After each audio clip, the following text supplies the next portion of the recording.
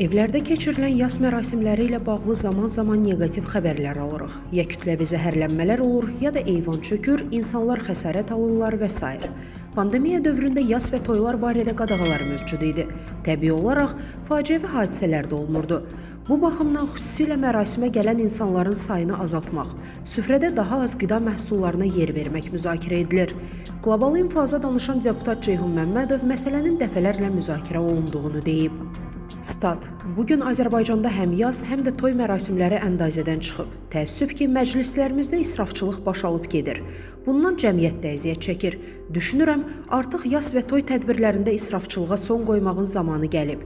Ümid edirik, tezliklə bu istiqamətdə müəyyən dəyişikliklər və yanaşmalar görə biləcəyik. Statın sonu. İlahiyyatçı Ağa Hacıbəyli bildirib ki, insanların xoş niyyətlə toplanmasında qəbahət yoxdur. Stat. Peyğəmbərimiz yas məclisləri ilə bağlı öz tövsiyələrini verib. Xüsusən səhabəsinə, ona inanan dostlarına deyir ki, hüzünlənmiş bir ailə varsa dəstək olun, yükünü, dərdini yüngülləşdirin. 3 gün ərzində həmin evə dost tanışların, qohum əqrabaların getməsi ziyarət ədəbini ortaya qoyur. İnsanlar mənəvi dəstəklə yanaşı, maddi yardım da edirlər. Günümüzdə isə israf həddindən artıq çoxalıb. Bəzi imkansız adamlar yas mərasimləri üçün aldıqları borcları illərlə ödəməyə çalışırlar. Lakin önəmli olan məclislərdə Quran oxumaq, dua etmək, vəfat edən insanın adını gözəl xatirələrlə canlandırmaq, Allahdan əfv diləməkdir. Statın sonu.